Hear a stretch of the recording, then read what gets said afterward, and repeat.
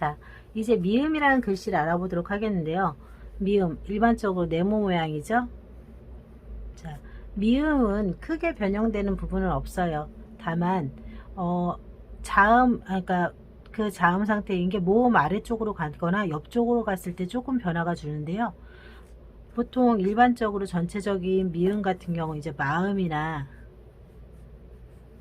마음 같은 경우를 썼을 때 마음에서는 미음이 두 번 나오죠. 이렇게 됐을 경우 보면은 마음 자체가 네모나진 않거든요. 근데 우리가 마음을 썼을 때 무조건 네모로 다 써야 된다는 생각이 있어요.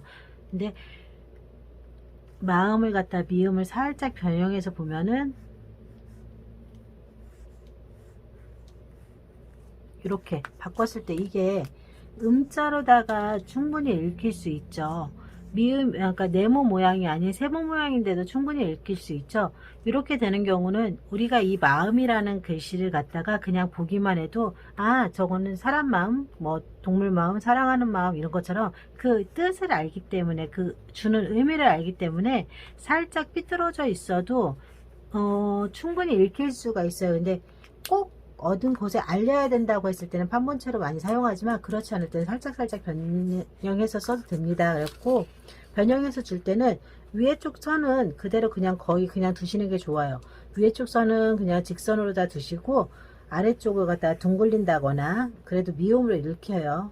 아니면 지금 위에 음자를 쓴 것처럼 살짝 옆으로 베낀다거나 이렇게 삐낀다거나 아니면 옆쪽으로 굴린다거나 했을 때도 충분히 미음이 써지는 게 보이실 거예요. 그래고 되고 또 미음과 미음이 붙어 있는 경우가 이제 좀 많은데 그거 같은 경우는 이제 몸이라고 쓰는 경우 미음과 미음인데 몸이라고 쓰는 경우 보통 많이 읽히잖아요. 이렇게 쓰는데 많이 쓰는 단어는 아니지만 그래도 이렇게 몸 건강이 뭐 이렇게 쓴다고 했을 때 어떻게 보면 조금 어색해 보일 수도 있기 때문에 이걸 캘리와로다가 좀 바꿔줬으면 좋겠어요 라고 하시는 경우가 있을 거예요. 그랬을 때 보면은 위에 쪽은 얼굴이라고 생각하고 좀 작게 들어가고요. 아래쪽 미음이 대신 조금 커져도 괜찮아요. 이렇게 다시 보면은 이렇게 해서 이렇게 가셔도 되고 그러면은 위아래의 중심선이 조금은 아래쪽으로 다 가라앉아 있는 거기 때문에 좀 더 중심을 잡고 있어서 편안해 보이는 글씨가 보일 수 있고요. 이렇게 건강 이 같은 경우도 아래쪽 중심선이 잡혀 있어서 글씨가 좀 더 안정적으로 보여있고 미음은 크게 바뀌는 건 없이 보시면은 가로선은 정확하게 써주고 세로선을 갖다가 둥글리거나 아니면 살짝 비껴서 나가는 거 세로를 대각선으로 비껴서 나가거나 해서 연습해 보시면은 좀 더 다양한 글씨체를 갖다가 연습해 볼 수 있습니다.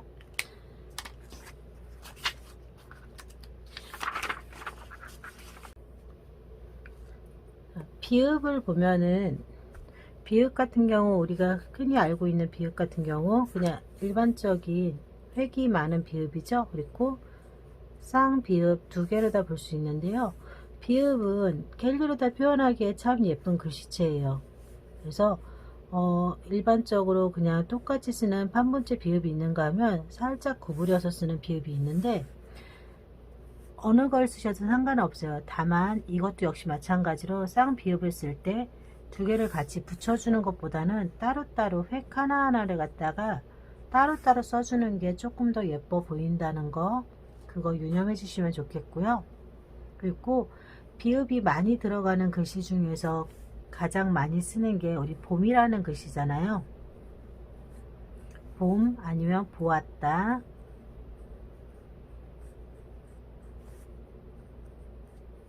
보다 이렇게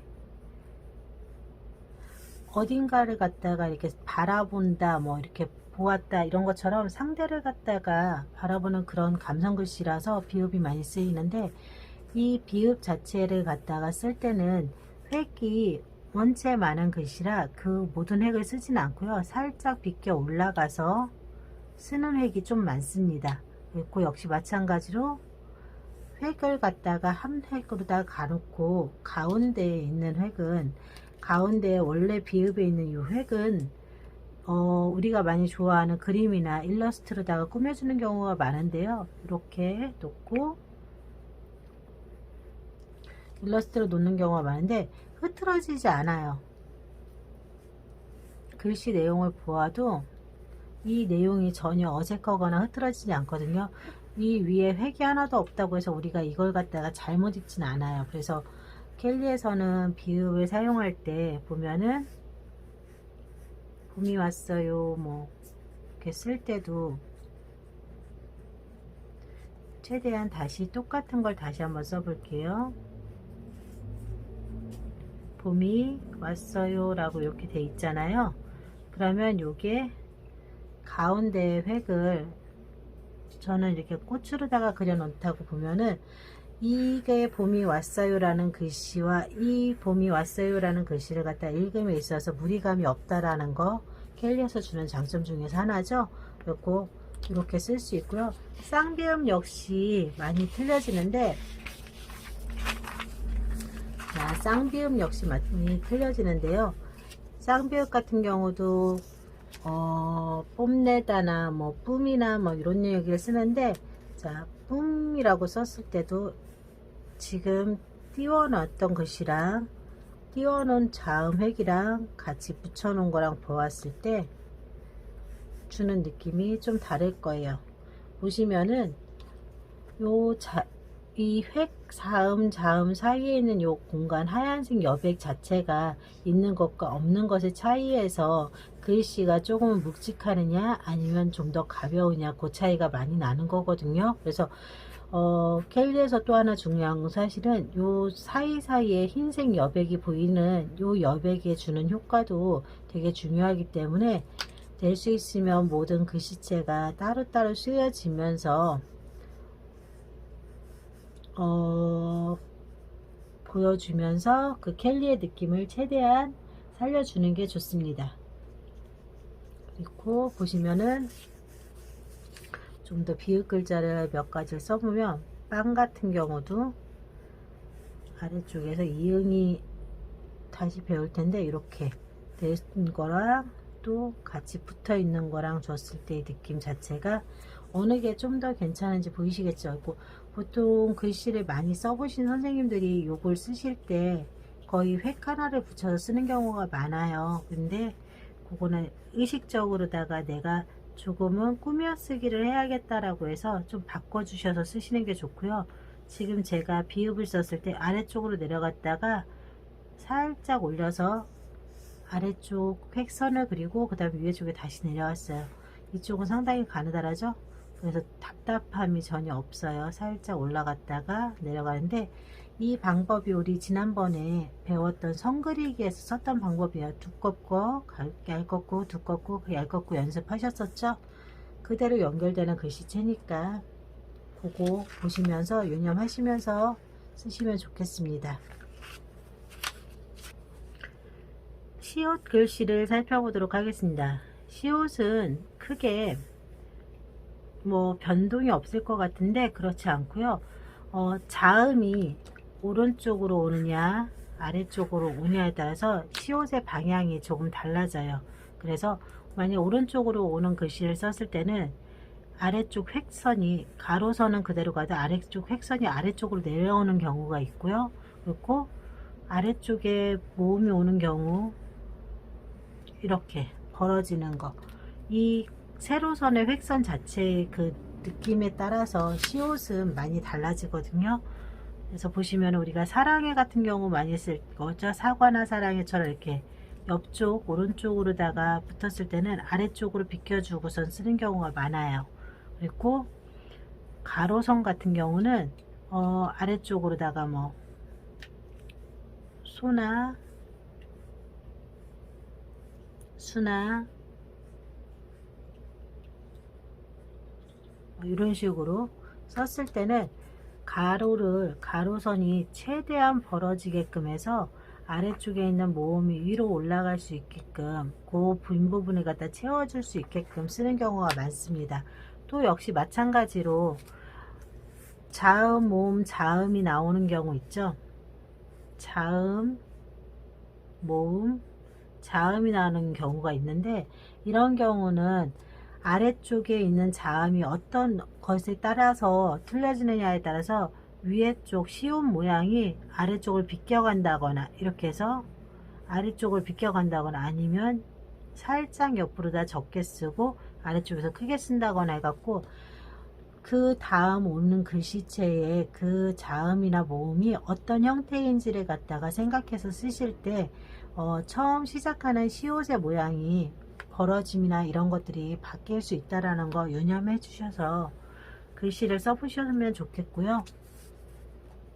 많은 글씨 중에서 지금 제가 생각나는 게 숭어라는 글씨나, 그 다음에 상어 같은 경우는 똑같은 물고기인데 긁고 아래쪽으로 넣는데 보면은 조금 달라요. 그쵸? 벌어짐이 달라요. 그리고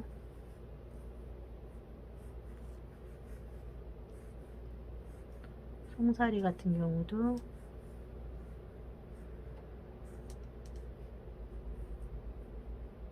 이렇게 됐을 때 아래쪽에서 오가 올라오기 때문에 얘는 좀 벌어지고, 이쪽 시옷 같은 경우는 옆쪽에서 있기 때문에 그렇게 많이 벌어지진 않았어요. 옆 친구가 올 수 있는 자리를 갖다가 만들어 줘야 돼서.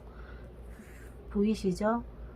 여러분들께서도 이렇게 바꿔가면서 그냥 글씨를 그냥 쓰는 게 아니라 다음 글씨가 어떤 모양으로 올지 그걸 갖다가 보시면서 쓰시면은 조금 더 자리를 갖다 잡는다거나, 아니면 글씨의 모양을 갖다가 꾸몄을 때 어느 쪽이 어떻게 꾸며지는지가 보이기 때문에 그런 걸 감안하셔서 글씨 연습을 해보시면 좋습니다. 자, 이응을 알아볼 텐데요. 이응은 말 그대로 동그라미 원형이죠. 동그라미 원형인데 보통 붓펜을 갖게 됐을 때 많은 분들이 이응을 쓰실 때 왼쪽 한번 오른쪽 한 번을 많이 씁니다. 이렇게 왼쪽 한 번 오른쪽 한 번을 많이 쓰는데, 켈리 같은 경우는 서예하고 다르게 글씨체 자체에 이 붓펜으로 쓰는 게 글씨가 큰 글씨는 거의 없어요. 작은 글씨이기 때문에 될 수 있으면 획을 한 번에 그려주시면 되고요.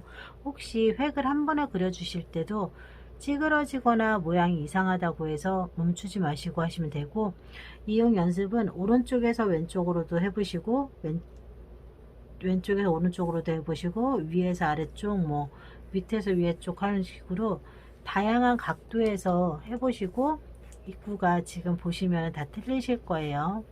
나타내는 입구가 이렇게 다양하게 해주시는데, 이응 같은 경우는 응이라는 글씨에서 많이 쓰인다거나, 아니면은 뭐 응이라는 글씨처럼 이렇게 두 개가 같이 붙어서 쓰는 경우가 간혹가다 있어요. 그런 경우는 동그라미를 크게 쓰고 또 동그라미를 크게 썼을 경우 아까 전에 리을처럼 차지하는 그 공간이 크기 때문에 최대한 많이 눕히거나 찌부러뜨려서 써도 전혀 어색하지 않아요. 이렇게 두 개가 같이 겹쳐져서 겼을 경우에는 가로로다가 눕혀서 쓰는 글씨를 많이 써주고요. 보았을 때 공간 차이가 좀 보이시나요? 그리고 나도 예쁘게 이응을 쓰고 싶다라고 했을 때 하면은 약간씩 비껴 나가서 쓰시는 것도 괜찮아요. 이렇게 보시면은 지금 선이 보이시죠? 요 선에서 이 방향으로 구멍이 나 있다고 생각하시고선 살짝 비껴서 이렇게 쓰셔도 괜찮아요. 자, 이렇게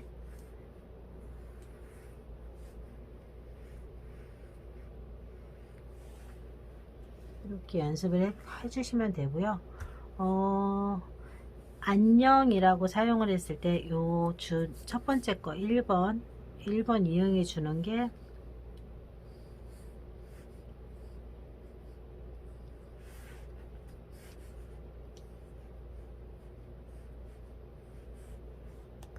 보이시죠? 이쪽으로 다 똑같이 방향이 나가 있어요. 그 다음에 두 번째 거 안녕 보세요.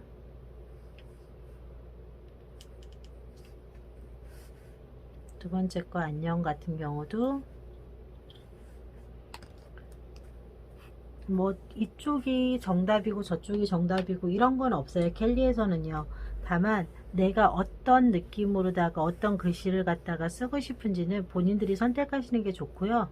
제가 안녕이라는 글씨를 지금 똑같이 쓰면서 그 방향을 갖다가 보여드리고 있거든요. 그랬을 때 난 이런 느낌이 좋아. 여긴 조금 더 갈게요.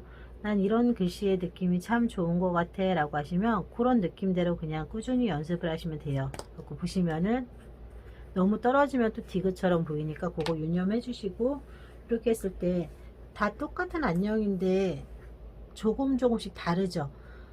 보면은 자음 아니 모음하고 자음은 다 똑같이 그냥 똑같은 느낌으로 썼지만 동그라미가 주는 느낌, 이응이 주는 느낌에 따라서 어떤 안녕이 어떻게 느껴지는지 조금 다르게 보이실 거예요. 그쵸? 이렇게 되는 경우 제가 요걸 갖다가 현재다 살짝 한번 다시 옮겨 볼게요. 자, 옆쪽으로 가고 똑같이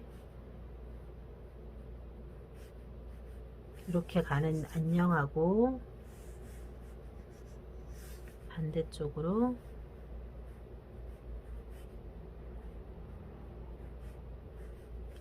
했을 때 확실히 보이시죠? 그리고 여기에는 어떤 모양의 안녕이 되든 이렇게 글씨가 되든 주변에 어떤 일러스트가 꾸며지든 간에 이건 1번 사람이 쓰고 이건 2번 사람이 쓰고 이건 3번 사람이 쓰고 이렇게 다 틀려 보이는 글씨체는 본인들이 어느 쪽 방향으로다가 어떻게 하나의 포인트를 주겠다라고 생각하고 쓰는 글씨체가 다 다르기 때문에 켈리 글씨체가 다양하게 보이는 거고요. 그리고 여기에 정답은 없어요. 늘 말씀드리지만 켈리 글씨체는 정답은 없어요. 다만 내가 좀 더 생각하고 그 다음에 그 다음 글씨를 어떻게 써야겠다라고 따라가면서 쓰는 글씨체 자체이기 때문에 정답은 없고 굳이 다른 사람의 글씨를 따라하지 마시고 그냥 하는 방법을 익히셔서 본인 글씨로다가 한 번씩 획이나 아니면 이런 방향 정도만 약간씩 틀어주면서 하셨을 때 더 많은 연습을 하실 수 있습니다. 이응은 여기서 마칠게요.